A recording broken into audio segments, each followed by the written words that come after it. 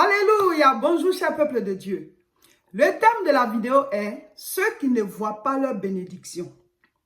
Ceux qui ne voient pas leur bénédiction. Malheureusement, certaines personnes ne voient pas leur bénédiction. C'est comme si elles étaient voilées.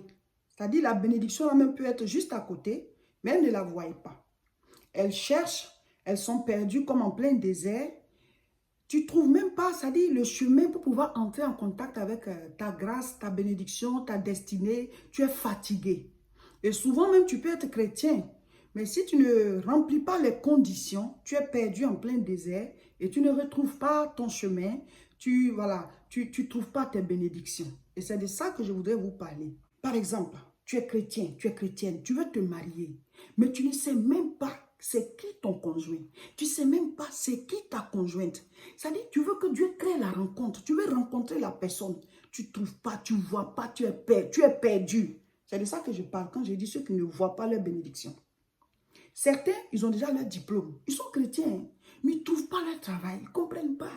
Ils ne trouvent pas le travail qu'il faut. Soit ce sont des petits contrats, ou alors depuis longtemps, ils sont là sur le carreau. Ils ne trouvent pas. C'est de ceux-là que je parle quand je dis ceux qui ne trouvent pas leur bénédiction. Certains aussi, ils ont des entrées d'argent. Elles ont des entrées d'argent. Ils veulent réaliser quelque chose. Elles ont ciblé une chose qu'elles veulent faire. Ou alors, je vais acheter cette parcelle. Je vais acheter cette maison. Mais elles n'y arrivent pas. Ce n'est pas qu'il n'y a pas d'entrée d'argent. L'entrée d'argent, il y en a régulièrement. Mais elles n'arrivent pas à vraiment réaliser quelque chose. Donc, c'est comme ces personnes sont perdues. Elles n'arrivent pas vraiment à réaliser leurs objectifs de vie. Du 3 au 23 septembre, on va rentrer en jeûne et prière de 21 jours. Je voudrais vous encourager à faire ce jeûne avec nous. Je voudrais vous encourager à faire ce jeûne avec nous, mes frères et mes sœurs. Ça ne va pas vous tuer, ça ne va rien vous faire. Si vous êtes malade, d'accord. Si vous êtes une femme qui allait, d'accord. Si vous êtes enceinte, d'accord. Là, on a déjà expliqué qu'il faut réadapter le jeûne. Soit vous ne jeûnez pas du tout, voilà, et vous suivez les différents programmes que nous faisons, mais vous ne jeûnez pas. Ou alors, vous vous adaptez, si vous êtes malade, que vous prenez des médicaments, si vous voyez que vous pouvez faire quelques heures de jeûne, vous le faites. Voilà, comme certaines personnes dans les jeûnes précédents l'ont fait et elles ont eu leur exaucement, elles ont rendu témoignage. Donc, c'est à vous de voir. Mais nous, on ne vous conseille pas de jeûner parce qu'on est des responsables spirituels. On dit ce qui est bon pour tous, mais chacun, selon sa foi, peut adapter la chose. Amen. Alors, le jeûne commence le 3. Et le thème, c'est détacher l'anneau. Mon frère, ma soeur, détacher l'anneau, ça veut dire quoi? Il y a des bénédictions qui sont à nous, mais qui sont attachées. C'est comme si c'était voilé. C'est comme s'il y avait un voile. Amen. Et je vais vous prendre un passage de la Bible qui illustre très bien de quoi je parle. Mes frères, mes soeurs, tu dois trouver ta bénédiction. Tu dois trouver ton chemin. Amen. Alors, je vais lire Genèse chapitre 21. Je lis à partir du verset 14. Abraham se leva de bon matin, il prit du pain et une outre d'eau qu'il donna à Agar et plaça sur son épaule. Il lui remit aussi l'enfant et la renvoya. Elle s'en alla et s'égara dans le désert de Beersheba. Quand l'eau de l'outre fut épuisée, elle laissa l'enfant sous un des arbrisseaux et elle alla s'asseoir vis-à-vis à une portée d'arbre, car elle disait que je ne vois pas mourir mon enfant. Elle s'assit donc vis-à-vis de lui, éleva la voix et pleura. Dieu entendit la voix de l'enfant et l'ange de Dieu appela du ciel Agar et lui dit, « Qu'as-tu, Agar? Ne crains pas, car Dieu a entendu la voix de l'enfant dans le lieu où il est. Lève-toi, prends l'enfant, saisis-le de ta main, car je ferai de lui une grande nation. » Et Dieu lui ouvrit les yeux et elle vit un puits d'eau. Elle alla remplir d'eau l'outre et donna à boire à l'enfant. Amen. C'est tout un symbole, mes frères et mes sœurs. Alors, c'est l'histoire de Agar. Agar, qui était la servante de Sarah. Et Sarah a posé un acte qui n'était pas spirituel du tout. Son mari et elle n'ont pas eu d'enfant jusqu'à un certain âge. Elle avait 90 ans. Et voilà, jusqu'à Abraham, jusqu'à 100 ans, il n'avait toujours pas enfanté. Pourtant, Dieu avait promis. Souvent, Dieu nous fait passer par ces choses-là pour faire sortir en nous. Voilà, il nous fait passer par des épreuves pour nous montrer à nous-mêmes à quel niveau on est avec lui. Mais ce n'est pas parce qu'il est méchant, il veut nous créer des problèmes, non. Même pour changer de classe, là, on compose, non? Voilà, c'est ça les épreuves. Donc, c'est pas que ça vient nous détruire, mais en fait, ça ouvre notre être, même nous, on se découvre. Et c'est ce qui s'est passé avec Sarah. Elle n'avait pas une forte foi. Bon, on ne va pas l'accuser, nous aussi, on est pareil. Et donc, comme elle était stérile, elle n'avait pas d'enfant, elle a dit à son mari, bon, il faut coucher avec ma servante, et puis elle va faire un enfant, ce sera comme mon enfant. Mais quelle bêtise. Et donc, c'est ce qui s'est passé. Abraham a couché avec la servante, et elle a fait un fils qu'on appelle Ismaël.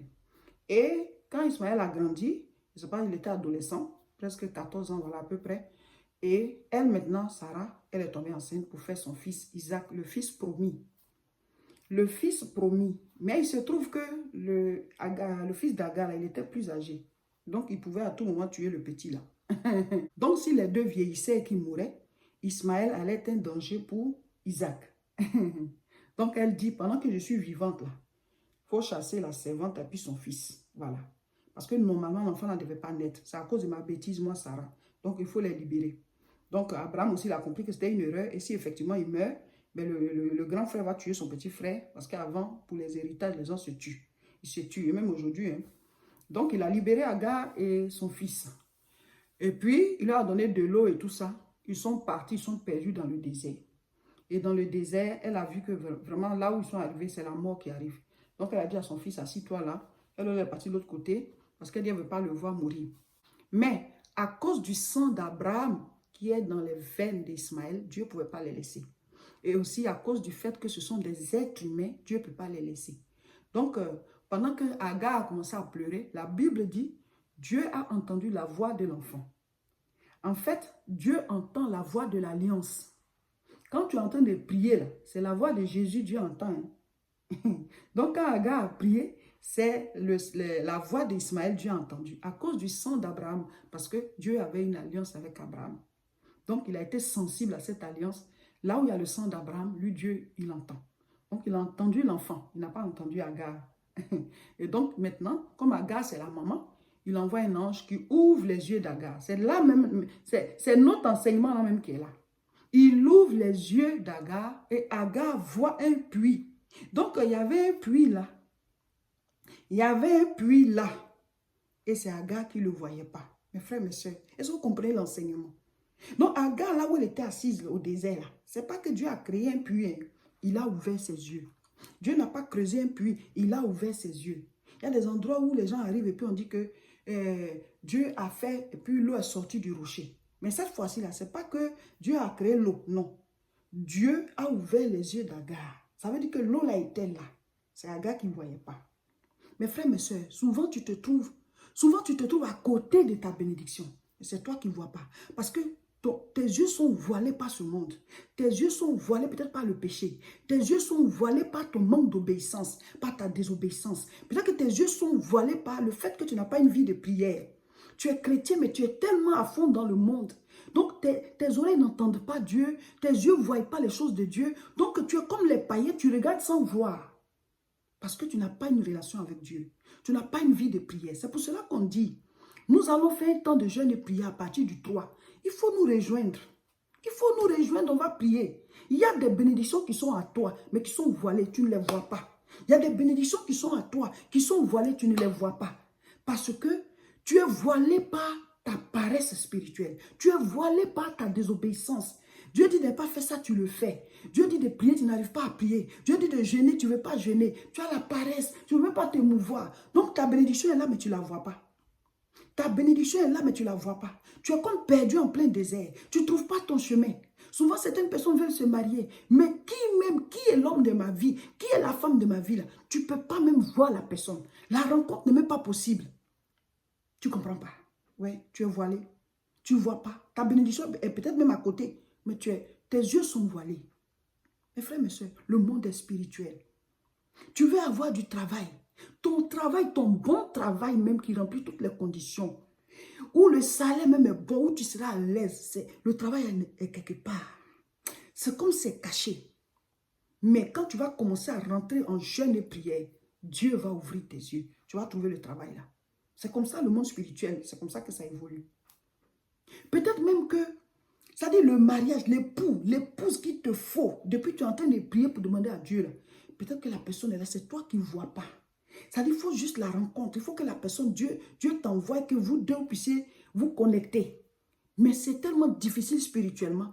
Difficile spirituellement à cause des œuvres des ténèbres. Parce que Satan est contre tout ce qui est volonté de Dieu. Mais quand tu vas commencer à rentrer en jeûne et prière, paf, le voile va se déchirer. La Bible dit quand Jésus est mort à la croix, le voile est déchiré du haut jusqu'en bas. Il y a des voiles sur vos yeux qui vous empêchent de voir vos bénédictions. Il y a comme des bouchons au niveau de votre entendement. Et tu n'arrives pas à entendre la voix de Dieu par rapport à quelque chose. Donc, les écailles doivent tomber, les bouchons doivent sauter. Quelque chose doit se passer. Venez, on va jeûner. Ce n'est pas moi qui vais vous faire la bénédiction. Ce n'est pas mon mari. Ce n'est pas mon mari. C'est pas... Voilà. C'est Dieu. Dieu. Mais Dieu, là, c'est niveau par niveau. Onction, niveau par niveau. Donc, nous, on veut monter. On veut aller vers une vie élevée. Une vie de gloire. Une vie en première classe, tout simplement. Ouais, on est tous dans le même bateau, là. On est tous dans le même avion. On s'en va au ciel. Parce que là où on est, là, c'est au ciel, on s'en va. On marche vers le Seigneur. Mais on ne voyage pas dans la même classe, hein, comme dans l'avion. Donc, on doit changer de classe. Et le prix à payer, là, c'est ce qui fait changer de classe. Venez, on va jeûner. Rejoignez-nous. On commence le 3. Il ne faut pas faire de paresse. J'ai qu'on a l'habitude de dire que moi, quand je jeûne, j'ai mal au ventre. Nous aussi, on a mal. On a mal aussi. Mais tu te dis, il y a un prix à payer. On va terminer le sacrifice de Jésus là, dans nos corps. Venez, on va crucifier nos corps. Là. Donc, on vous attend. Le 3, on commence. Voilà. Donc, abonnez-vous à nos chaînes. Comme ça, vous avez toutes les informations. Rien ne vous échappe. On a déjà mis en ligne la vidéo qui parle des informations pour le jeûne. Donc, il faut écouter le message et puis vous savez comment on fait. Amen.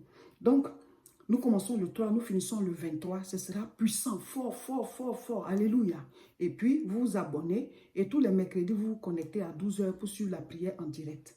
Voilà, je suis pasteur Seka Olga de l'église La Moisson de France. Nous prions tous les dimanches à partir de 10 h à Tourcoing. La prochaine prière à Aubervilliers, c'est le 11 septembre, samedi 11 septembre. Voilà, le 3, on a déjà commencé et le 11, on sera à Aubervilliers. Nos activités continuent pendant qu'on fait le jeûne. Voilà, abonnez-vous et partagez massivement cette vidéo.